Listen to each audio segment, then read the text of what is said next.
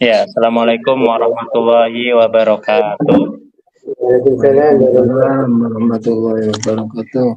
Alhamdulillahirabbil alamin wassalatu wassalamu ala alihi washabihi ajmain amma ba'du. Alhamdulillah kita masih diberi kesehatan, kekuatan dan keistiqomahan untuk tetap terus mengkaji ajaran Allah, dan semoga tentunya kita bisa ambil hikmah dari apa yang sedang kita kaji, dan kemudian sholawat dan salam tercurahkan pada Nabi kita Shallallahu Alaihi Wasallam. Allahumma sholli ala Sayyidina Muhammad wa ala alihi wasallam. Semoga kita dapat berharap hidup seperti halnya harapan hidup Rasulullah Shallallahu Alaihi Wasallam. Dan semoga dengan itu kita termasuk golongan orang-orang yang istiqomah dan berakhir husnul khotimah. Amin amin ya rabbal alamin. Nah, kita alhamdulillah.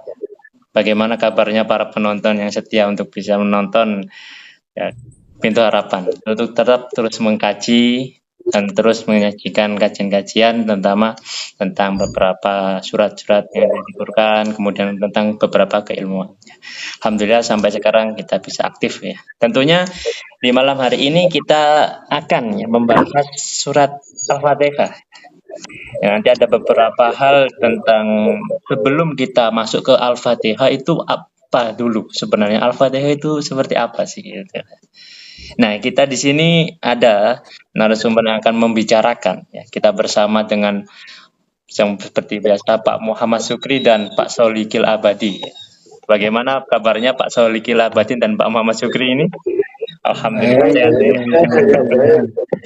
Sudah sangat siap sekali ini untuk bisa menyajikan beberapa hal tentang surat Al-Fatihah ini ya. Ya, ngomong-ngomong tentang Al-Fatihah sendiri, ini adalah surat yang sangat umum. Bahkan ketika sholat itu sampai dibaca terus ya, dalam sholat 5 waktu. Bahkan sampai 17 kali diulang-ulang terus, minimal seperti itu. Banyak hal yang dimana di situ yang perlu kita dalami, perlu kita ketahui ya. Al-Fatihah, Anda hanya sebenarnya apa sih Al-Fatihah itu? Ketika kita dengar semuanya, kenapa kamu baca Al-Fatihah itu kan itu pikiran kita gitu langsung respon, oh ya apa sebenarnya Al-Fatihah itu? Nah, di sini akan kita bahas tentang Al-Fatihah ini, bagaimana hal Al-Fatihah itu. Nah, sebelum membahas di dalam Al-Fatihah, perlunya kita ketahui dulu asbabun nuzul surat Al-Fatihah seperti apa. Karena nggak mungkin dong kalau tahu-taunya kalau Al-Fatihah turun nggak ada kondisi keadaan saat itu seperti apa. Kemudian surat Al-Fatihah itu di situ kondisinya saat turun itu bagaimana sih Rasulullah pada saat itu keadaannya ketika mendapatkan Al-Fatihah, ketika menerapkan Al-Fatihah itu seperti apa? Nah, itu akan dijelaskan sebabun nuzulnya. Kemudian, nah surat pertama yang turun ini ada perbincangan ya, akan dijelaskan ya nanti. Perbincangan bahwasanya ada tuh beberapa yang bilang Iqra ayat 1 sampai 5 yang turun dulu atau Al-Fatihah yang turun dahulu. Nah, ini bagaimana? Nah, ini tentunya saya ingin Pak Muhammad Syukri dulu ini. Bagaimana untuk bisa menjelaskan asbabun nuzul surat Al-Fatihah dan bagaimana sebenarnya tentang polemik bahwasanya surat Al-Fatihah yang turun dulu atau Iqra dulu. Karena Iqra ini yang sangat populer ya, di riwayat ini. Nah, ini bagaimana? Waktu dan tempat saya persilakan Mas Sugit. Assalamualaikum warahmatullahi wabarakatuh. Waalaikumsalam warahmatullahi wabarakatuh. Alhamdulillah ya kita bisa istiqomah ini melanjutkan dialog kita. Surat Al-Fatihah ini ada yang menyatakan turun 2 kali gitu ya. Turun 2 kali. Yang pertama menyatakan bahwa surat Al-Fatihah ini turun yang pertama kali. Sebab apa? Surat Al-Fatihah ini dinamakan surat pembuka. Makanya sebelum Iqra itu turun surat Al-Fatihah dulu gitu. Nah, ini banyak dari para ulama yang ngomong seperti itu. Seperti Quraisy Shihab, Kalau kita lihat tafsir-tafsir itu biasanya yang dibahas dulu itu tafsir sarif surat pendek, itu yang dibahas dulu itu Al-Fatihah dulu. Bukan Iqra malah. Al-Fatihah dulu karena sebagai pembuka berarti Quran itu yang turun mestinya surat Al-Fatihah. Itu yang pertama alasannya. Yang kedua, surat Al-Fatihah ini berisi berisi garis besar ajaran Allah. Ya, garis besar ajaran Allah. Oleh karena itu surat yang setelah itu perinciannya gitu. Nah, perinciannya. Itu alasan yang kedua. Yang ketiga, pada saat Nabi surat Al-Fatihah itu turun, itu karena justru ada perintah Iqra, bacalah. Yang dibaca itu apa? Ada perintah bacalah, tapi yang dibaca apa? Ada yang menyatakan yang dibaca surat Al-Fatihah itu. Iqra. Jadi itu alasan yang ketiga. Ya. Alasan yang keempat, begitu Nabi dapat wahyu yang pertama, itu Nabi sudah diajari sholat. Kalau kita lihat pada surat Al-Muzammil, ya a'udzubillahi minasyaitonirrajim, ya ayyuhal muzammil qumil laila. Sholatlah, dirikan sholat katanya. Nah, sholat itu tanpa membaca surat Al-Fatihah, sholatnya tidak sah. Berarti surat Al-Fatihah sudah turun sebelum surat Al-Perintah sholat gitu loh. Nah, itu alasan yang keempat. Nah, itu berbagai alasan itu.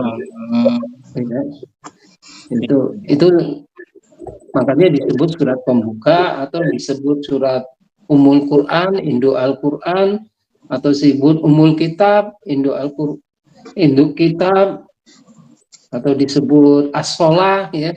Iya. Apa itu bacaan sholat, disebut Alhamdulillah karena ada ayatnya yang pertama Alhamdulillah, gitu ya. Disebut Al-Quranul Azim karena memang itu garis besar Quran gitu ya. Disebut As-Sifa karena ini memang bisa menyembuhkan penyakit gitu ya. Kemudian disebut Ar-Ruqyah, ini surat subuh ini, jadi bisa digunakan untuk subuh ya. Kemudian disebut Al-Kanzu, hasanah ajaran Allah, itu intinya ada pada surat Al-Fatihah. Nah, inilah saya kira cukup dulu ya. Oh ya, berarti itu Pak Juli ya, kan beberapa hal di riwayat-riwayat itu bilang bahwasanya memang Iqra itu turun, bacalah itu. Tapi di situ kan menjelaskan bahwasanya bacalah kayak keadaan di situ, ada yang bilang seperti itu. Ada bacalah keadaan di situ. Nah, itu bagaimana ini? Tentang kenapa kok bisa nanti kok Al-Fatihah yang dibaca? Padahal kan banyak riwayat menjelaskan bacalah itu suasananya, dari bacalah keadaannya. Nah, ini bisa nih nanti bisa dijelaskan ini. Kata Iqra memang objeknya itu tidak dijelaskan ya. Iya. Tidak ada umpamanya Iqra'ul Quran, enggak gitu. Nah. Juga tidak ada Iqra Al-Fatihah gitu. Iya. Iqra keadaan juga tidak ada di sana. Iya, sebenarnya itu ya. Tidak ada. Itu berarti itu sifatnya umum. Bisa baca Quran, perintah baca Quran, bisa perintah baca surat Al-Fatihah, berarti umum. Karena nggak begitu, seperti juga kata Al-Fatihah ya. Al-Fatihah itu juga pembuka apa nggak dijelaskan oleh Allah. Gitu ya. Pembuka Quran, apa pembuka kesadaran, pembuka iman, atau pembuka apa nggak ada. Berarti ya pembuka semuanya gitu loh. Nah, karena memang tidak dicantumkan, itu berarti sifatnya umum. Iya. Begitu juga Iqra, bacalah. ya, bersifat umum. Sifat umum. Bisa baca keadaan, bisa baca politik, bisa baca apa. Jadi perintah Allah Iqra baca itu bukan hanya baca tulisan, baca semuanya. Baca semuanya. Ya. Karena memang di Tapi situ ya itu ya. terutama tentu saja, Hmm. terutama yang baca Quran. Gitu. Iya. Nah, Quran yang pertama turun itu Al-Fatihah. Gitu. Iya, iya, iya. Iya. Dengan seperti itu memang apa ya, karena objeknya ndak ada sehingga memang ini baca keadaan pun itu ya masih ke dalam keadaan yang umum karena nggak disebutkan secara spesifik Iqra bismi rabbikal ladzi khalaq gitu ya. Memang bisa jadi Al-Fatihah yang Tapi disebutkan dulu. tapi memang ada hadis begitu pada waktu Nabi dapat wahyu, itu malaikat Jibril itu membawa tulisan kayak baca laptop itu, kayak baca tabir gitu. Jadi Ada itu. perintah langsung Nabi Iqra, suruh lihat tabir, ada bacaan memang. Oh, itu. Ya, ya. Istilahnya dalam hati disebut al-naklat kalau nggak salah. Ada semacam tabir. Jadi laptop kayak biskop itu udah, nah Jibril udah bawa. Berarti modern itu sudah ada ya. Iya, Keadaan modern iya, sudah ada. iya. Makanya Nabi itu begitu dapat wahyu, Nabi itu sudah terbayang tulisannya juga. Karena dengan Allah juga ditunjukkan, digambarkan di otak Nabi tulisannya begini, Nabi nggak ngarang-ngarang gitu. Iya, iya, iya, iya. Gitu. Jadi terus Nabi dapat wahyu tulisannya nggak digambarkan di otak Nabi, Anda mesti digambarkan. Oh, berarti runtun ya, dari tulis detail tulisannya, detail pemahamannya, detail redaksinya, ya. redaksinya. Sebab Quran itu kadang-kadang kelihatannya tidak konsisten, tapi sebenarnya konsisten. Seperti Ar-Rahman ya. Ar-Rahman itu tulisannya nggak ada alifnya, ada harakat panjang. Iya, Iya, itu. Alkitab kadang-kadang di Quran itu ada tulisannya taknya itu panjang, ada yang taknya hanya harkatnya dipanjangkan. Ya, harkatnya dipanjangkan. Begitu juga umpamanya tulisan as-sholah. As-sholah itu kadang-kadang tidak pakai wawu, ada. Ya. Ada yang pakai wawu. Tapi bacaannya tetap as-sholah. Itu semua sudah dari sana, tidak bisa dirubah. Dari pembuatan raw. Jadi Nabi tidak berubah. Tulisannya yang ngono ya itu pakai wawu ya pakai wawu. Walaupun bacaannya fathah. Ya. Jadi sampai detail itu ya. Jadi, kalau disebut saja dari sudut pandang tulisannya, redaksinya, turun-turunnya gitu ya.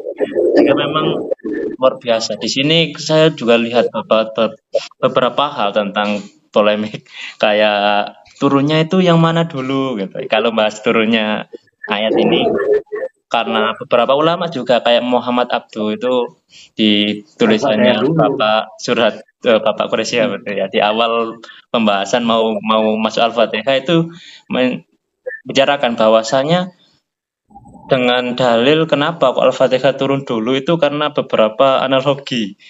Di situ menunjukkan Al-Fatihah karena pembuka seperti yang dijelaskan tadi, pembuka, kemudian ada Al-Fatihah itu isinya itu kayak ada menjelaskan. Al-Fatihah 7 ayat itu lebih umum dulu diturunkan, kemudian setelah itu lebih detail kayak Al-Baqarah, Ali Imran sampai itunya itu lebih detail. Itu kebiasaannya Allah itu menurunkan hal umum dulu baru yang detail.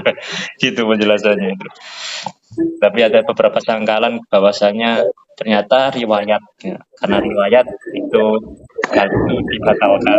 Nah, itu polemik tentang Al-Fatihah turun dulu atau Iqra. Ini dulu masuk tentang nama-nama Al-Fatihah. Ini memang banyak sekali nama-nama Al-Fatihah. Bahkan di tafsirnya Pak Quraisy itu menyebutkan 20. Di tafsirnya Pak Munir, Pak Profesor Dr. Wahbah Az-Zuhaili itu menyebutkan 12 ada. Di hadisnya juga ada. Nah, dari banyaknya nama Al-Fatihah nih, kayak pemanya Al-Fatihah sendiri. Kemudian ada yang bilang Ummul Quran, Ummul Kitab, Ashab Al-Masani. Ini kan bervariasi itu maknanya. Dari beberapa makna itu punya makna sendiri-sendiri.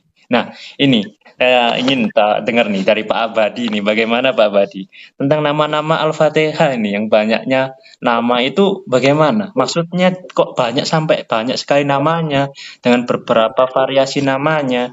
Ini apa kandungan makna di dalam situ? Mohon, monggo Pak Abadi, waktu dan tempat Iya, saya iya, iya. masyarakatnya. Iya, terima kasih. Iya, Assalamualaikum warahmatullahi wabarakatuh. Waalaikumsalam warahmatullahi wabarakatuh. Begini. Iya, iya, begini. Tentu kalau kita lihat Asbabun Nuzul itu memang sebenarnya ayat yang pertama turun itu kan surat Iqra bismi rabbikal ladzi khalaq.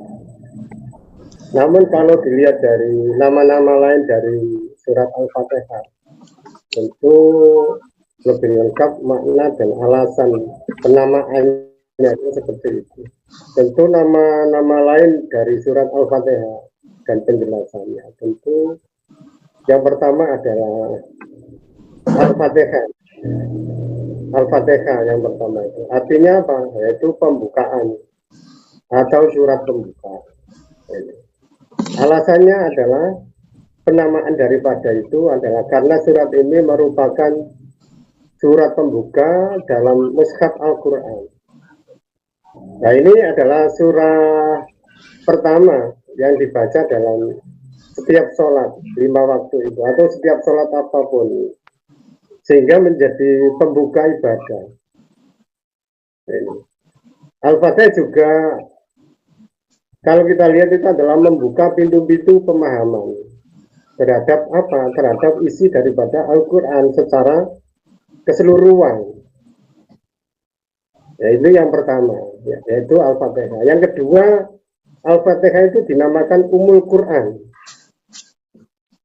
Ummul Quran artinya apa? Yaitu sebuah induk Al-Quran. Alasan penamanya apa ya? Kalau kita lihat alasan daripada itu adalah disebut demikian karena itu mengandung inti pokok ajaran Al-Quran. Apa itu? Yaitu tauhid. Tauhid sebuah keesaan Allah, ibadah, doa, dan permohonan dari pembalasan akhirat, petunjuk dan jalan yang lurus.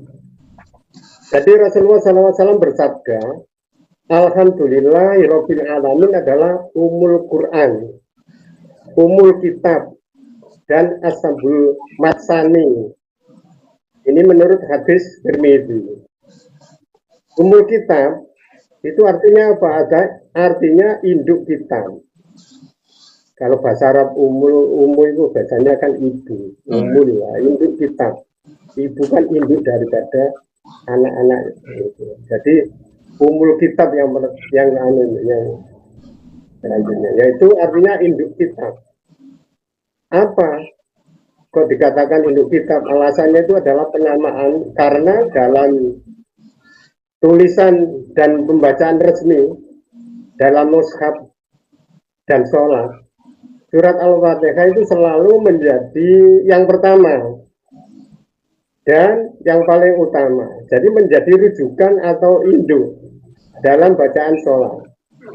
Tidak sah sholat tanpa membaca Al-Fatihah, kan seperti itu ya. Yeah. Jadi banyak ulama tafsir menjelaskan bahwa secara keseluruhan isi Al-Quran itu tercermin secara ringkas dalam Al-Fatihah. Nah ini, jadi Ashab Al-Matsani yang keempat itu artinya tujuan ayat yang diulang-ulang, makanya disebut Ashab Al-Matsani itu tadi, yaitu 7 ayat yang diulang-ulang. Alasan penamaannya itu karena terdiri dari 7 ayat dan dibaca berulang-ulang dalam setiap rakaat sholat. Jadi Allah menyebutkan dalam Al-Quran, dan sesungguhnya kami telah memberikan kepadamu 7 ayat yang diulang-ulang dan Al-Quran yang agung. Quran surat Al-87. Ya. Juga disebut dalam Ibnu Abbas itu kan Dan para ulama tafsir sepakat itu kalau kita lihat bahwa yang dimaksud dengan asab al-matsani dalam ayat tersebut itu kalau dilihat dari para ulama itu adalah surat Al-Fatihah, Alhamdulillah yang kelima. Artinya pujian. Alasan penamaannya karena surat ini dimulai dengan pujian kepada Allah. Alhamdulillahirabbil alamin. Ya kan? Ini yang kelima. Yang keenam, as-sholat. As-sholat. Artinya sholat. Nah, alasan penamaan seperti itu karena Al-Fatihah itu adalah bagian tak terpisahkan dari sholat.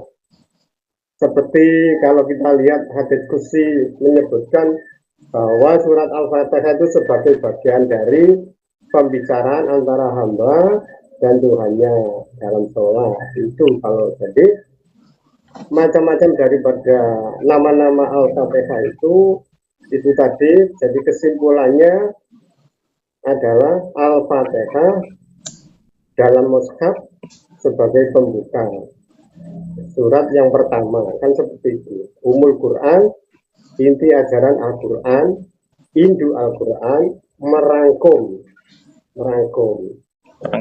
Ya. asab al-matsani itu 7 yang diulang-ulang, 7 ayat itu tadi. Kalau kami kan menyebutkan bahwa surat Al-Fatihah itu berjumlah 7 ayat. Jadi itulah sementara yang kami sampaikan untuk jawaban pertanyaan bahwa macam-macam nama-nama surat daripada surat Al-Fatihah. Iya. Terima kasih. Iya. Terima kasih, Mas. Iya. Gini, kadang di sini ada Pak Badi hadis Iya. yang bilang kan bahwasanya demi Tuhan ya, ini hadisnya. Demi Tuhan yang jiwaku berada dalam genggamannya. Allah tidak menurunkan di dalam Taurat, Injil maupun Zabur dan Quran suatu surat seperti Ashab al-Masani itu suratnya itu gitu. Ada yang berpikir gini, mungkin saja ya di surat dulu di siapa namanya kayak Injil, Taurat, Zabur yang memang diturunkan pada Nabi Isa, Nabi Musa, kemudian sama Nabi Daud. Itu ada surat yang sejenis Al-Fatihah. Apakah hal itu tuh mungkin gitu? Ketika di Quran sendiri ada hal yang dimana tidak dimiliki oleh kitab-kitab yang terdahulu. Nah ini menjelaskan seperti itu seperti apa Pak Adi? Kira-kira sampai utamanya Al-Fatihah itu sampai punya nama Ashab Masani gitu. Sampai ada hadisnya. Ya sementara monggo Pak Sukri yang menjawab. Oh ya.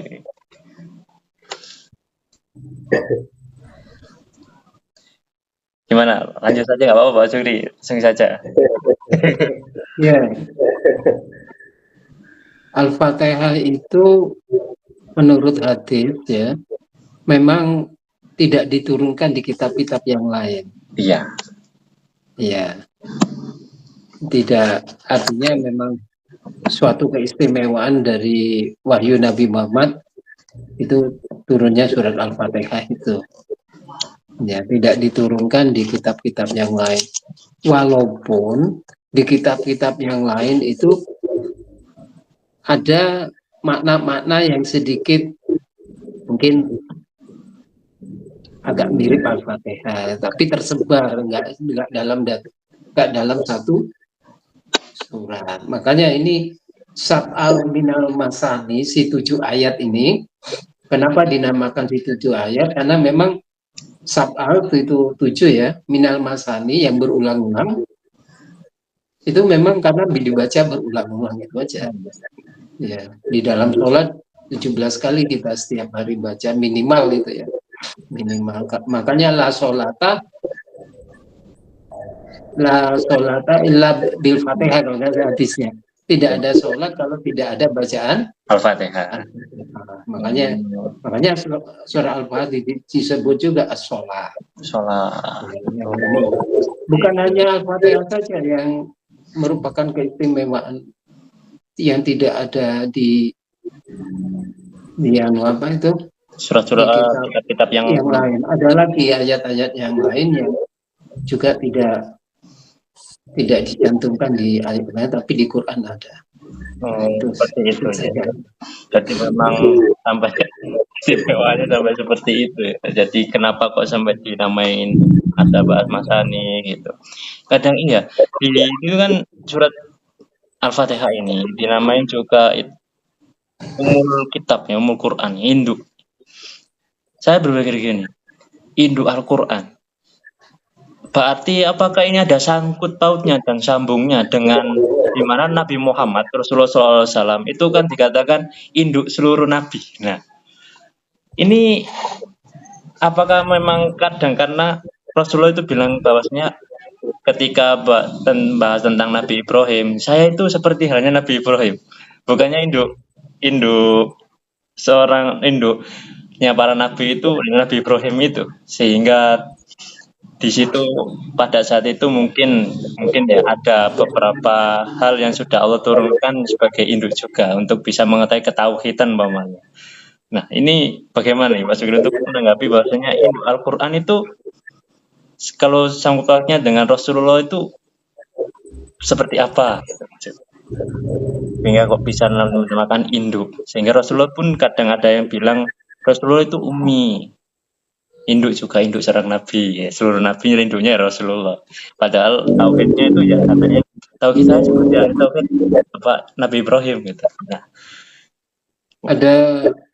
ada sebuah hadis ya. Jadi Nabi itu ini bicara tentang masalah masalah ya, hakikat masalah makrifah nanti. Biasanya orang-orang tertentu dengan hadis-hadis yang begini kurang pas katanya. Ada hadis yang mengatakan bahwa sebelum Adam diciptakan, saya sudah diangkat oleh Rasul jadi Rasul gitu. Masih dalam bentuk ruh. Jadi Nabi itu sudah makanya begitu Adam diciptakan nanti begitu Adam makan buah khuldi, kemudian Nabi Adam itu kalau nggak salah menyebut Nabi Muhammad gitu loh, supaya kesalahan itu diampuni gitu. Ya itu makanya disebut Nabi Muhammad itu Sayyidul Rasul, Sayyidul Nabi, Sayyid para Nabi. Jadi sebelum yang lain diangkat Nabi sudah diangkat Nabi oleh Rasul. Walaupun jasadnya itu diturunkan yang terakhir, karena memang sebagai penutup pemungkas gitu loh. Jadi kalau kita lihat susunan Nabi atau Rasul yang ummi, yang bukan ummi ya, kan ada ulul azmi. Nabi yang paling mulia itu yang pertama Nabi Muhammad, yang kedua Nabi Ibrahim, kemudian Nabi Musa kalau nggak ada urutannya gitu ya. Terus kenapa hubungannya dengan Nabi Ibrahim? Kok sholawat kalau pada waktu kita sholat Allahumma sholli ala Muhammad wa ala Muhammad kama shollaita ala Ibrahim wa ala Ibrahim. Kenapa kok tidak ada wa ala Musa wa ala Nuh wa ala enggak begitu ya, karena Nabi Muhammad ini karakternya mirip dengan Nabi Ibrahim. Iya. Kalau Nabi Nuh itu kan mendoakan supaya umatnya dihancurkan gitu. Iya. Yang lain begitu, tapi kalau Nabi Muhammad mau dihancurkan itu Nabi jangan gitu. Biar nanti keturunannya biar ikut Islam gitu kan. Pada waktu Nabi Muhammad dilempari batu pulangnya ojo dihancurno kan gitu, mulai menawarkannya. Begitu juga Nabi Ibrahim. Nabi Ibrahim itu ada ayatnya. Ya kalau bunyi maknanya kalau memang dia taat kepadaku maka dia umatku, tapi kalau dia nggak taat kepada Engkau Maha Pengampun. Nah, ayatnya bunyinya begitu. Jadi gak terus ini kata aku terus ajurno gak ngono Nabi Ibrahim. Ya, Sama seperti Nabi Nabi Muhammad. Muhammad. Kasih sayangnya tinggi, karakternya sama. Ya. Jadi seperti itu ya. Jadi memang ini itu masalah karakternya ya. Jadi untuk masalah Oleh itu karena itu uswatun hasanah di Quran itu ada dua. Disebut uswatun hasanah. Nabi Muhammad dan Nabi Ibrahim. Ibrahim. Ya, ya, ya. Iya, iya, iya. Jadi sampai seperti itu ya. Kan ini ya, gini. Al-Fatihah kan memang dikatakan surat pembuka. Ini pertanyaannya itu karena pembuka. Pembuka mungkin diartikan pembuka di Al-Qur'annya, di awalnya surat, kemudian ada Al-Baqarah dirincikan, dijelaskan. Apakah kenapa kok enggak gini? Pertanyaan itu kenapa kok enggak di awal turun kayak Nabi Adam sudah ada Al-Fatihah itu kan pembuka. Kok di akhir di Nabi Muhammad malah yang dapat Al-Fatihah? Karena di kitab-kitab lain sebelumnya memang tidak ada Al-Fatihah. Kenapa surat pembuka ini diturunkan di penutupnya? Nah, ini kan hal yang hal yang gimana ya? hal yang misteri, hal yang penuh makna ya. Dari apa biasanya seringnya kebiasaan Allah itu menurunkan hal-hal yang di balik makna itu ada sebuah hal yang luar biasa gitu. Ini ya, ini bisa dijelaskan untuk Al-Fatihah itu pembuka. Apakah memang Al-Fatihah cuma pembuka ya surat-surat dari Al-Baqarah, Ali Imran dan sebagainya gitu. Apakah ada sangkut pautnya dengan kayak pembuka seorang rasul? Nah, itu. Iya, iya. Monggo. Nah, kami sedikit mengulas yang di atas tadi dulu Iya. tentang ummul Quran ya. Kalau kita lihat bahwa ummul kitab ya, ummul Quran atau ummul kitab itu karena memiliki kedudukan yang sangat istimewa dalam Islam dan mengandung sebuah inti ajaran Al-Quran secara ringkas. Ya, ini bisa saya beri penjelasan satu persatu. Pertama itu disebut ummul kitab atau ummul Quran itu karena merangkum inti pokok sebuah ajaran Al-Quran. Yang dimaksud di sini adalah mencakup 3 tema utama yang menjadi inti daripada Al-Quran. Ya, tauhid, sebuah keyakinan kepada Allah yang Maha Esa dan sifat-sifatnya. Seperti ayat Alhamdulillah Rabbil Alamin. Yang kedua ibadah dan syariah, sebuah permohonan bimbingan agar tetap di jalan yang benar, yaitu ia karena berdua ia karena baik. Akhirat, ya, kalau kita bertauhid ibadah dan akhirat, sebuah keyakinan akan hari pembalasan, yaitu maliki yaumiddin. Itu yang pertama. Yang kedua wajib dibaca dalam sholat kan seperti itu. Yang dimaksud apa? Yaitu sebuah satu-satunya surat yang wajib dibaca dalam setiap rakaat sholat. Ini menunjukkan kedudukan dan keutamaannya Rasulullah SAW bersabda itu tidak sah sholat seseorang yang tidak membaca ummul kitab atau yang disebut dengan Al-Fatihah. Hadis riwayat Bukhari Muslim. Yang ketiga ini doa dan petunjuk hidup. Disebut ummul Quran, ummul kitab itu adalah karena di situ ada doa dan petunjuk hidup. Doa permohonan petunjuk yang kemudian itu kalau dijawab dan dijelaskan dalam seluruh isi Al-Quran itu, misalnya kalau kita lihat ayat ihdinas siratal mustaqim, tunjukilah kami jalan yang lurus. Jadi jawabannya seluruh isi Al-Quran itu adalah petunjuk itu sendiri. Maka disebut dengan ummul kitab atau ummul Quran. Yang keempat diturunkan langsung dan penuh. Surat Al-Fatihah itu langsung 7 ayat itu penuh, diturunkan langsung dan penuh. Nah ini termasuk surat yang pertama yang diturunkan secara lengkap dan diajarkan langsung kepada Nabi Muhammad SAW sebagai dasar dari semua bacaan dan ibadah. Nah, yang kelima keutamaannya dikhususkan. Jadi Rasulullah SAW itu menyebut Al-Fatihah sebagai surat yang istimewa dan tidak ada tandingannya. Seperti yang dijelaskan dalam hadis riwayat Tirmidzi, demi Allah yang jiwaku berada di tangannya, tidak diturunkan dalam Taurat, Injil, Zabur maupun dalam Al-Quran yang semisal dengannya. Jadi kalau disimpulkan disebut umul Quran atau umul kitab itu pertama merangkum seluruh inti ajaran Islam. Terus menjadi bagian pokok dalam ibadah sholat. Terus mengandung doa dan permohonan yang menjadi ruh dari seluruh isi Al-Quran. Memiliki keutamaan yang tidak dimiliki oleh surat lain. Nah, selanjutnya, mengapa surat Al-Fatihah disebut sebagai pembuka? Kita lihat surat pertama dalam mushaf Al-Quran. Ya, itu pertama kan mushaf Al-Quran, maka secara fisik dan susunan tertulis ia membuka isi daripada Al-Quran ini. Sebab utama dinamakan Al-Fatihah sebagai surah pembuka. Ini yang disebut dengan Al-Fatihah sebagai pembuka. Yang kedua, pembuka dalam sholat. Surat ini adalah bacaan pembuka setiap rakaat sholat, baik sholat wajib maupun sholat sunnah. Tidak ada sholat yang sah tanpa membacanya.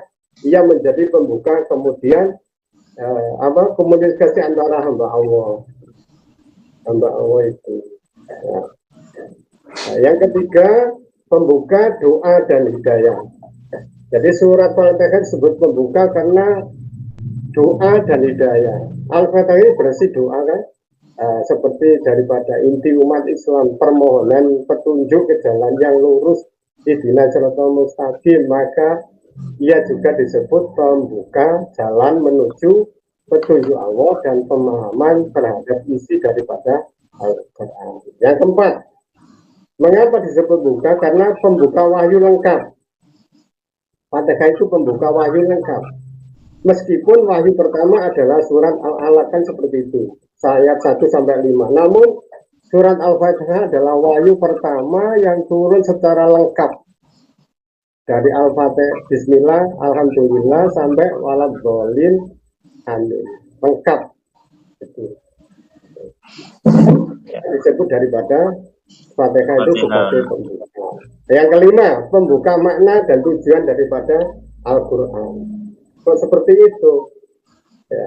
Iya, karena Al-Fatihah menjadi pengantar terhadap seluruh isi daripada Al-Quran. Karena apa? Di dalamnya itu kan terkandung pengakuan terhadap rububiyah Allah, penegasan tauhid, permohonan, pertolongan dan petunjuk, penyebutan jalan orang yang mendapat rahmat dan peringatan terhadap jalan orang. Jadi kesimpulan daripada mengapa surat Al-Fatihah disebut sebagai pembuka itu adalah membuka mushaf Al-Quran. Membuka mushaf Al-Quran, membuka setiap rakaat sholat, membuka doa dan permohonan petunjuk, membuka pemahaman akan isi dan tujuan daripada isi seluruhan Al-Quran itu. Jadi seperti itulah daripada mengapa Al-Fatihah disebut pembuka. Terima kasih. Iya. Kita kembali kepada moderator. Ya, jadi pembuka itu, jadi Al-Fatihah itu memang jadi pembuka mushaf ya. Jadi surat-surat itu banyak surat, 114 surat dibuka dengan Al-Fatihah. Memang ada beberapa hal tentang Al-Fatihah itu bicarakan turunnya Al-Fatihah, dan ada yang bilang ada yang di Mekah, ada yang turunnya kemudian di Madinah. Kemudian ada beberapa hal karena ada yang bilang ada yang Al-Fatihah itu turunnya di Madinah itu disangkal dengan surat Al-Hijr. Misalnya itu ayat surat 15 ayat 87, sungguh kami telah menganugerahkan kepadamu Ashab al-Masani dan Al-Quran Karim. Di situ di tafsir itu jelaskan bahwasanya memang Al-Fatihah itu turunnya di Mekah. Kalau memang ada beberapa pendapat tentang turunnya Al-Fatihah di mana. Nah, di sini masuk pada pembahasan bahwasanya ini Al-Fatihah itu kan ada ayat Bismillahirrahmanirrahim. Nah, ini kan ada orang yang bilang bahwasanya Bismillahirrahmanirrahim itu bukan bagian dari Al-Fatihah. Ada yang bilang Bismillahirrahmanirrahim itu ada bagian dari Al-Fatihah. Nah, sehingga di situ ada yang dibaca siri, dibaca keras. Nah, apakah itu memang hal yang wajar ataukah memang hal itu memang harus dibaca ada yang keras, ada yang tulis siri atau bagaimana? Nah, ini bisa monggo Pak dijelaskan tentang beberapa hal yang tentang permasalahan ini. Ada dua hadis ya. Yang hadis yang menyatakan bahwa Bismillah itu bagian dari surat Al-Fatihah, itu hadis Sab'al minal masani. Sab'al minal masani huwa Fatihatul kitab wa Bismillahirrahmanirrahim ayatun sabi'ah, gitu kalau nggak salah hadisnya. Jadi si 7 ayat itu adalah yaitu Fatihah itu umum kitab ya. Kemudian Bismillah itu bagian dari ayatun sabi'ah, bagian itu. Kemudian ada hadis yang satunya lagi itu yang menyatakan itu justru hadisnya menyatakan tidak dimulai dari Bismillah tapi Alhamdulillah, hambaku menyatakan Alhamdulillah, terus Allah menjawabnya gitu loh. Hadis itu, ya itu tidak dimulai, hadis itu tidak dimulai dengan Bismillah, tapi memang hadis itu memulainya dari Alhamdulillah. Jadi orang yang menganggap bahwa Bismillah bukan bagian dari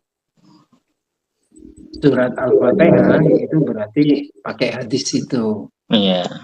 Ya gitu. Sehingga dalam prakteknya akhirnya macam-macam akhirnya. Ada dibaca keras, ada dibaca lirih dan sebagainya. Itu asalnya dari sana gitu ya. Oh iya. Itu ya perbedaan. Dan katanya ada yang menyatakan bahwa Bismillah itu bukan bagian dari Al-Fatihah, itu ada ayat tersendiri gitu. Ya. Oleh karena itu Bismillah nanti diletakkan di setiap ayat karena itu ayat tersendiri. Seperti ayat yang lain, umpamanya Qul ya ayyuhal kafirun di depannya diberi Bismillahirrahmanirrahim gitu ya. Tapi bukan bagian dari Al-Kafirun. Ya. Jadi ayat tersendiri gitu. Pemisah ayat istilahnya umpamanya ya. Tapi hanya surat Taubah yang nggak diberi, tidak ada Bismillahnya itu. Iya. Nah, itu. Iya.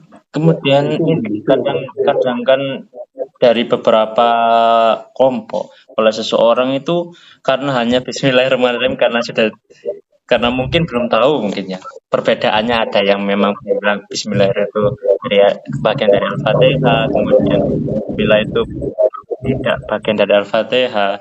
Nah, di sini yang jadi sebuah permasalahan, apakah pembahasan itu antara perselisihan entah itu dibaca sendiri atau kencang itu lebih utama daripada pembahasan tentang Bismillahirrahmanirrahim itu sendiri? Karena Bismillahirrahmanirrahim kan ada maknanya tuh nanti. Maknanya itu di dalamnya itu kan sungguh luar biasa ya. Nah, ini bagaimana Pak Jogi untuk menanggapi keadaan yang memang sedang sekarang itu lebih gempar, bahas bacaan harusnya keras, harusnya siri, ataukah lebih baiknya Al-Fatihah itu Bismillahirrahmanirrahim maknanya sekian, demikian. Nah, ini bagaimana?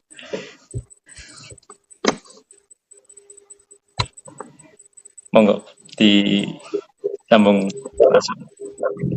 Kalau masalah praktek itu ya, masalah praktek itu biasanya melihat apa yang dilakukan oleh Nabi ya, masalah praktek. Ada kalau nggak salah di dalam hadis Bukhari itu sahabat ada yang mendengar Nabi itu baca keras gitu. Maka mereka yang berpendapat seperti itu maka mereka membaca keras. Ada yang Nabi katanya tidak membaca, tapi katanya membaca lirih. Nah, itu penafsiran saya kira tidak ada masalah. Ya itu penafsiran seperti akhirnya terbagi banyak kan. Ada yang baca keras, ada yang baca bismillah baca lirik, ada yang dibaca basmalahnya itu pertama rokaatnya yang pertama dibaca sekali, kemudian rokaatnya yang kedua nggak dibaca. Dibaca ya. Nah, ada yang langsung baca hamdalah gitu. Iya. Karena memang ada hadisnya tidak ada bismillahnya gitu kan. Nah itu masalah penafsiran. Ya, Ada mana yang lebih utama dan sebagainya kita kalau sudah begini ini kita harus berlapang dada. Ya, baik. Tinggal sejauh mana kita ya akhirnya memang terserah dari kita sejauh mana kita mempelajarinya dan menurut tapi yang lebih mantap yang mana ya gitu. Iya, baik. Jadi memang cari banyaknya perbedaan kayak itu ya, jadi lebih baiknya ya legowo berlapang dada atas perbedaan itu ya, sehingga kita baca Bismillahirrahmanirrahim entah itu keras atau sih ya, yang penting entah itu baca atau enggak ya sudah, yang penting sholatnya ya dilakukan. Kalau baca nggak sholat itu kan jadi bermasalah. Iya. Ini kemudian Al-Fatihah ini kan dikatakan ada kayak tema besar Al-Fatihah itu ya. Kayak di beberapa tafsir itu saya lihat itu tentang Al-Fatihah itu sudah mencakup ayat 1 sampai berapa itu ada pembahasan tentang tauhid, kalau diperinci di surat-surat lain ada yang membahas tentang lengkap pokoknya, ada yang membahas tentang ujian dan pembalasan, kemudian permohonan doa, kemudian ada cobaan, kemudian pembedaan antara iman dan orang kafir itu seperti apa. Nah, ini untuk tentang tema besar ini Pak Badi. Jadi bagaimana penjabarannya tentang tema besar Al-Fatihah ya? Iya. Soalnya kadang seseorang itu bilang, lihat, saya itu bingung tuh, belajar Al-Fatihah itu seperti apa? Mungkin bisa disimpulkan saja itu. Al-Fatihah itu bahasnya sebenarnya tema besarnya itu apa? Mungkin seperti itu. Monggo Pak Badi. Iya. Sebentar. Kalau kita lihat masalah pembacaan tadi, masalah Bismillah itu lantai atau sir itu sebenarnya yang terpenting adalah nilai rububiyahnya. Di sini itu kan ada menyebut nama Allah yang Maha Rahman dan Rahim. Sebenarnya itu yang terpenting. Kalau kami itu nggak masalah tentang lantang atau sir ya. Yang terpenting itu nilai rububiyahnya. Itu sebenarnya sebagai periode daripada pembahasan tentang keras dan lirik daripada bacaan Bismillah. Jadi mohon untuk para pendengar kita cari nilai rububiyahnya. Jangan berdebat tentang keras dan diamnya kan seperti itu. Kalau surat Fatihah itu kan kalau kembali ke surat Fatihah sebagai mana 7 ayat kan seperti itu.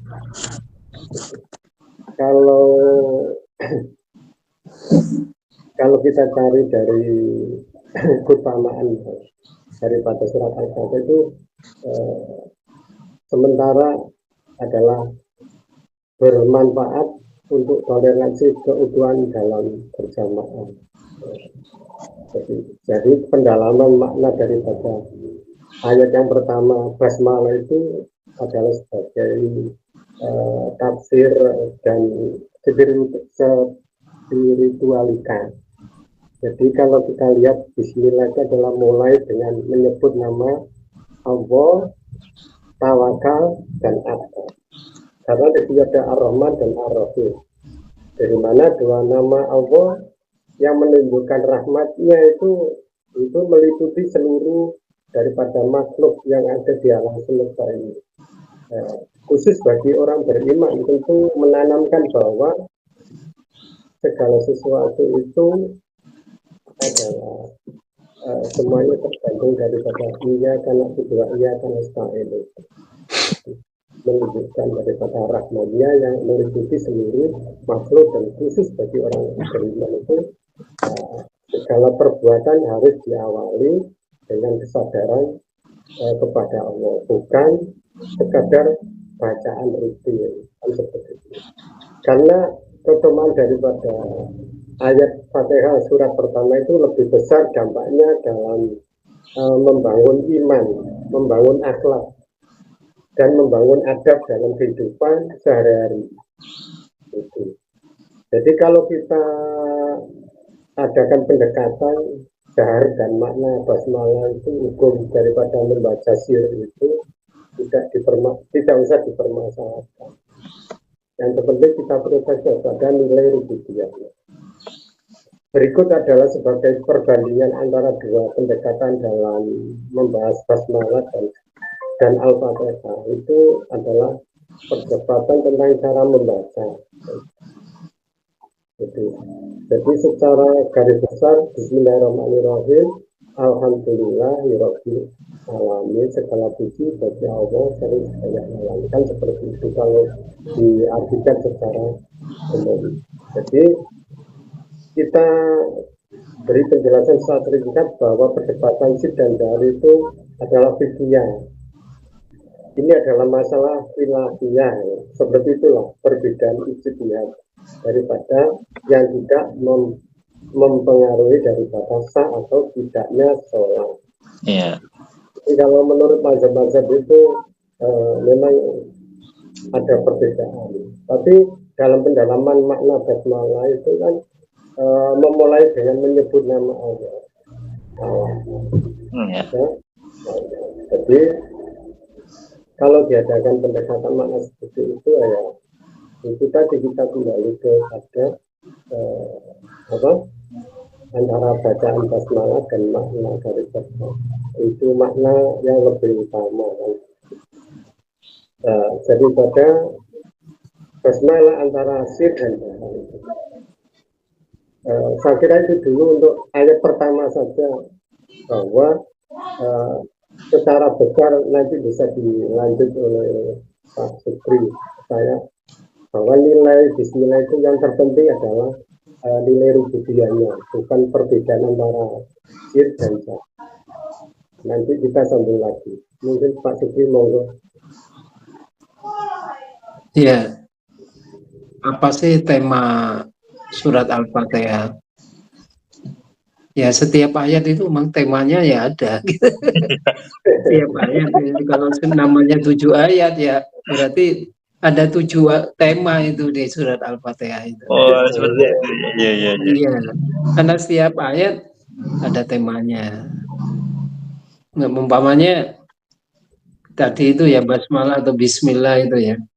Itu kan bahwa itu pernyataan sebenarnya pernyataan Allah itu bahwa kita hidup, kita diciptakan, kita diberi rezeki itu kan ada kasih sayang Allah semua gitu. Ya. Kita bisa ngomong, kita dapat rezeki itu karena kasih sayang Allah. Sayang Allah. Semuanya karena kasih sayang Allah. Jadi temanya basmalah itu makanya setiap aktivitas kita harus baca basmalah atau bismillah itu supaya aktivitas kita terikat dengan Allah terus gitu. Dalam aktivitas kita selalu melibatkan Allah. Ke WC saja kita juga mohon perlindungan kepada Allah. Bahkan kumpul istri pun kita juga minta perlindungan. Ini juga baca bismillah loh. Mau kumpul istri saja itu loh. Kita dianjurkan baca bismillah. Sampai sedetail itu. Iya, sampai sedetail itu. Jadi basmalah itu ya supaya apa? Supaya kita selalu aktivitas melibatkan Allah. Jangan sampai kita, makanya istilah sekarang ini merdeka ya. Hari kemerdekaan maksudnya kita merdeka betul itu supaya kita bebas dari merdeka dari hawa nafsu, merdeka dari ikatan dunia, merdeka dari hanya mau diikat dengan tali Allah. gitu. Kalau kita terikat kepada dunia, berarti kita nggak merdeka sudah. Ya, ya, ya. Kita dipimpin dunia nanti gitu ya. Kita terikat oleh pacar kita, katakanlah, loh kita malah dibuat budak pacar kita gitu ya. Makanya harus cinta Allah dulu gitu loh, baru cinta pacar. Supaya nggak apa? Ya supaya kita tidak diperbudak oleh pacar kita. Gitu. Makanya harus bismillah dulu. Iya. Merdeka. Jadi basmalah itu betul-betul apa itu membebaskan kita dari perbudakan. Wah, Makanya semuanya dibaca setiap aktivitas Bismillahirrahmanirrahim. Bismillahirrahmanirrahim. Supaya makan kita baca Bismillah, supaya makan kita bukan diperbudak karena lapar, karena nafsu, kepingin makan enak, enggak. Oh, Tetapi karena memang butuh. iya, Tubuh butuh makanan, butuh gizi.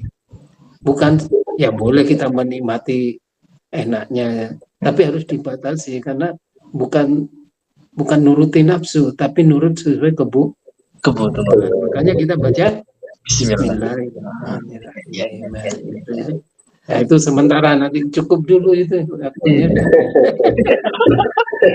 Iya, kita ada terasa ini sudah 1 jam ternyata ini. Sudah 1 jam.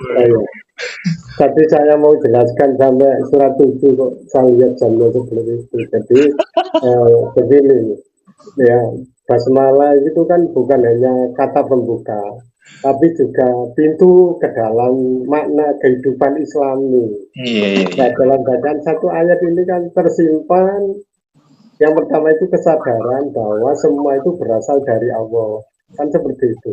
Jadi yang kedua itu harapan akan rahmatnya untuk kita yang adab yang membimbing aktivitas kita setiap hari, seperti yang dikatakan Pak Ustadz Subri. Jadi kalau kita himbau itu jangan hanya tahu cara membacanya, tapi pahami mengapa kita membacanya. Nah, itu yang betul.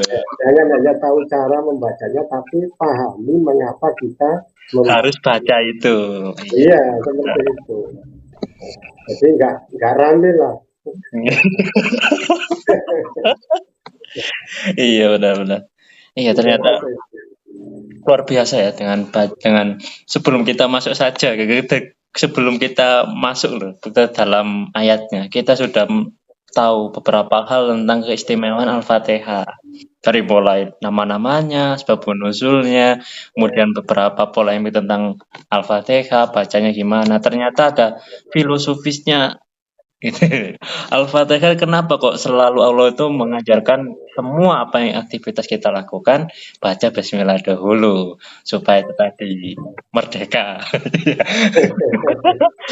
Ya, kita ini tidak terasa ternyata sudah mau 1 jam ya. Kita seperti biasa kita akhiri dahulu untuk pertemuan berikutnya. Insya Allah ini sudah mau masuk ke ayatnya.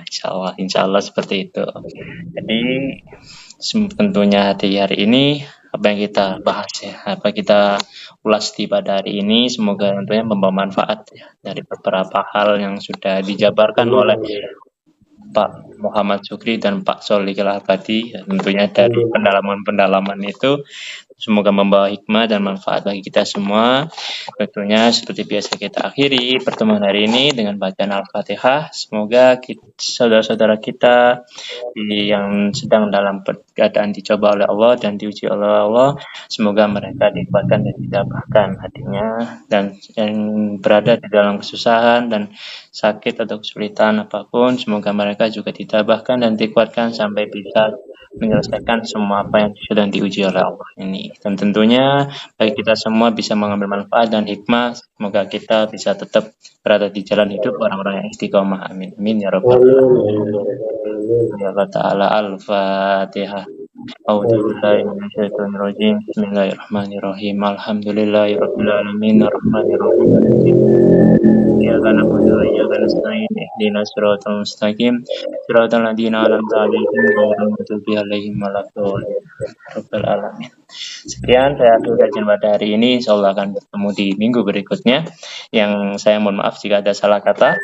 Yang benar dari Allah, yang salah dari diri saya sendiri. Assalamualaikum warahmatullahi wabarakatuh. Waalaikumsalam warahmatullahi wabarakatuh.